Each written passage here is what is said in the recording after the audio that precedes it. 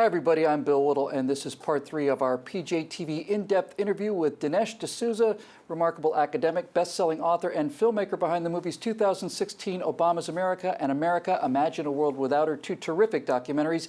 He's got a new book out called Stealing America, and that's what we've been talking about with him in our first two segments. The first one talked about his time during the trial, realizing that the government was coming after him for reasons other than the small crime that he committed. And in part 2, we talked a little bit about what life in the detention center was like. But today we're going to talk about the main thrust of the book. So, Dinesh, thanks again for joining us here. Once you get past the trial and the life in the detention center, you pose a question, which is the question. I thought it was just beautifully, beautifully phrased. I never thought about it quite this clearly before. But you asked the question, since thieves try to steal things, what is the most valuable thing there is? What is the most valuable thing in the world? And as it turns out, it's the private property held by individual citizens in the United States of America. As I recall from memory, that number is about $71 trillion. That's a pretty big pot of money, $71,000 billion. So if you've got people with a criminal mentality and you want to go after the real money, it's one thing to hold up a bank, but if you can hold up the Federal Reserve System and hold up the ability to print money, now you're getting to the real case. So your book is based on the idea that you learned from these street criminals who are constantly running scams that it mimics the criminal behavior, or rather that you had the insight that you could look at national politics as a form of criminal behavior. Yes, and as a form of theft. Now, it might be legal theft in that you might be able to use the mechanisms of the democratic process in order to appropriate wealth. For example, let's say that you were able to get 51% of citizens in this country to pass a law to confiscate the entire wealth of the remaining 49%. That would be a democratic decision, a majority rule, and but it's legal in that sense. Now, it's unconstitutional. The Constitution just does not give the government that kind of power, but the progressives have never let that stop them. So they appeal to democracy, they appeal to equality, they put out this moral aroma, a squid-like cloud of rhetoric, which is war for social justice, and then they engage in mass-scale piracy. I mean, under Obama, we've seen the federal government, not just that he controls that $3 trillion pot of wealth, but federal control over banks, insurance companies, investment houses, automobile companies, so Obama can fire the CEO of a big company. Now they're moving into the energy sector. They've already taken the healthcare sector. Education is next. So this is the government, i.e. the progressives in government, getting their tentacles, their claws onto a huge ocean of private wealth, and they get to control it. The private entrepreneurs can create it, but the progressives get to allocate it. That's right, the makers and the takers. That's exactly right. If they pass a law allowing the theft, it's still theft. It's just legalized theft. So if you could put it in a nutshell, what's the Obama scam? I mean, what's in it for him? What's the Obama scam? In very broad strokes, how does the Obama scam work? So let's take an example, which is Obamacare. Obamacare is a perfect example of a classic scam. Now again, if I was writing about this a couple of years ago, I would have looked at Obamacare. Here's a healthcare proposal. Let's look at the incentives and disincentives. Is it too costly? Blah, blah, blah, blah, blah. But let's look at it as a scam. So Obama goes to the American people and he goes, listen, check out these fat cat insurance companies. There's just a whole lot of dough sitting with those guys. Let's you and me figure out how to get it. Let's go and make them do things they would not otherwise do. For example, you've already got a pre-existing health condition. Now, normally you can't get insurance for the same reason you can't get fire insurance if your house is already on fire. Correct. Right? But let's make him do that stuff. So you give me power and I'll go get them. And a lot of the American people go, okay, Obama, you go get them. Then Obama goes to the insurance companies, and here's where the plot thickens.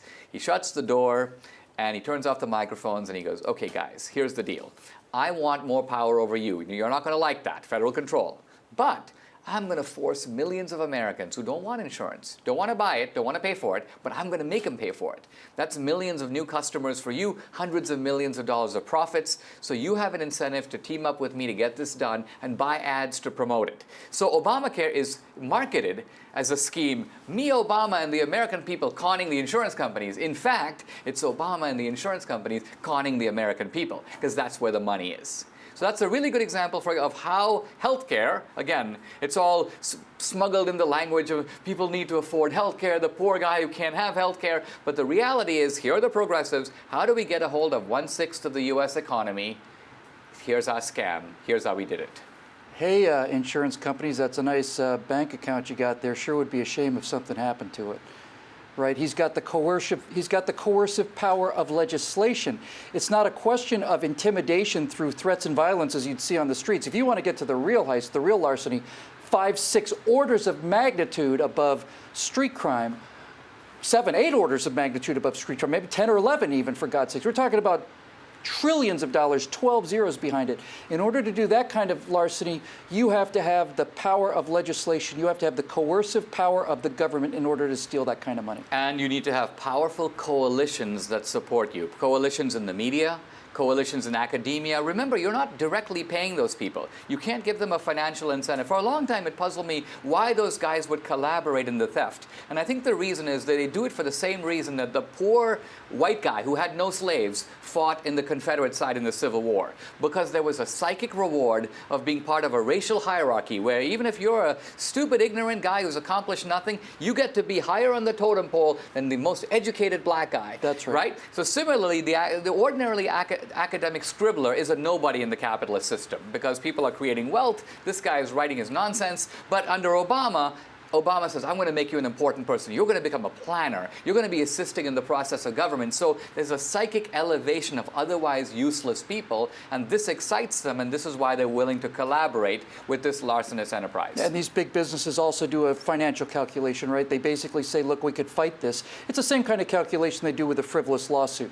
They basically say, we could fight this, we could put all this money into fighting it. If we lose, we've got a huge loss, or we could take the smaller penalty, which is still stealing from us, but it's the sure thing. Let's just go ahead and do it that way. This is why Saul Alinsky, the mentor, said of millionaires that they would be willing to subsidize a revolution on Saturday in which they'd make a profit on Sunday, even though they were sure to be executed on Monday. Yeah, he's got it down. Let's talk about Hillary Clinton, the presumptive Democratic Party nominee. There's no question that she's broken federal laws, felonies. I don't get the feeling she's going to be doing prison time. We'll come back to that in a minute.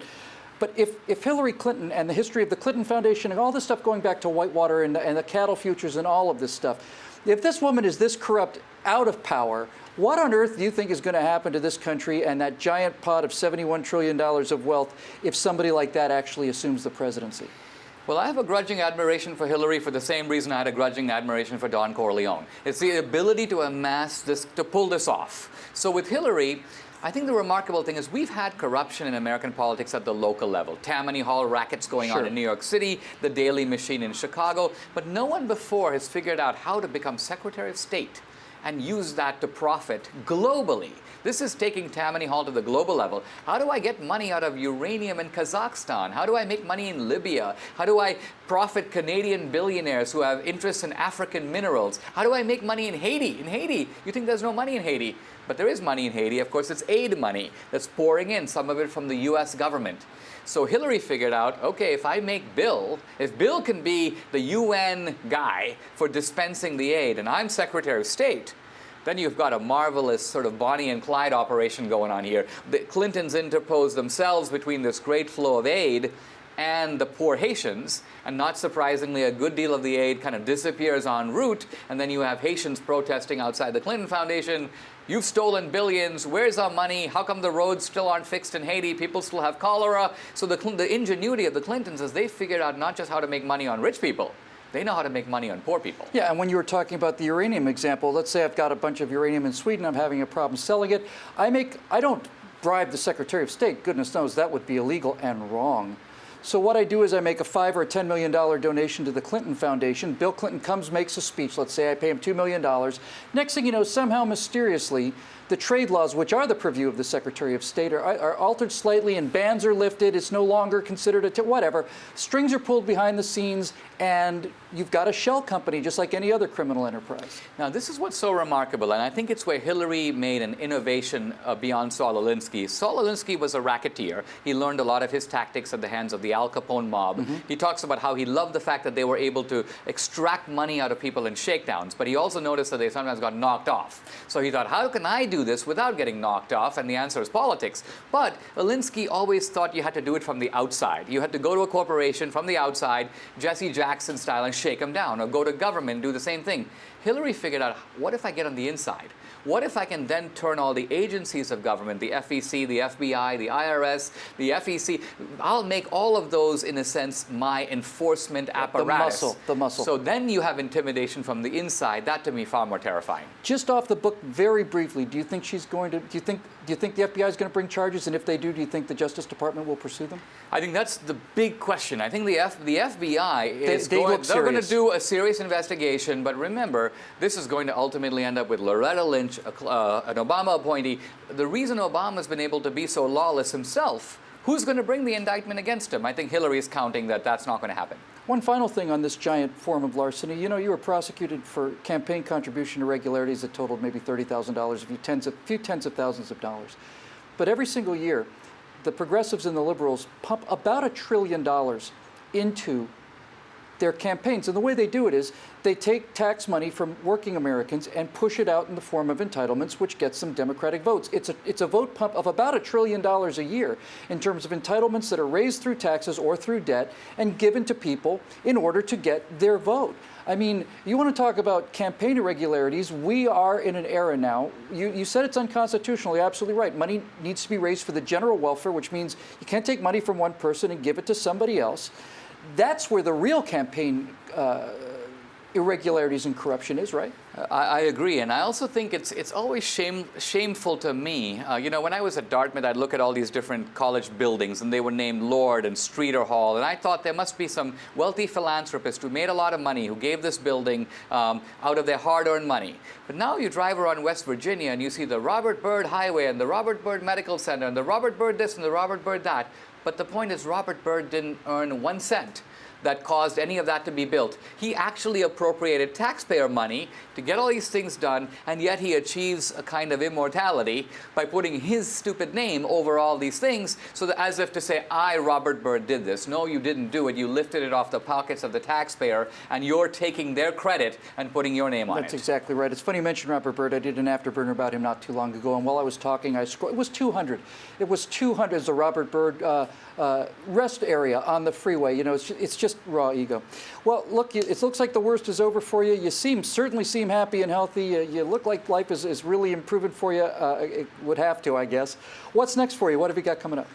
Well, I've got the book Stealing America out now, and I'm making a big movie for next summer to come out probably the week of the Democratic Convention. It's a secret history of progressivism, Hillary, and the Democratic Party. It's going to be a movie that's going to be quite an eye-opener. And you seem happy personally as well. I am. I'm engaged to be married next March. My personal life is going very well. And I've learned a thing or two. I've tried to take these lemons and make some lemonade.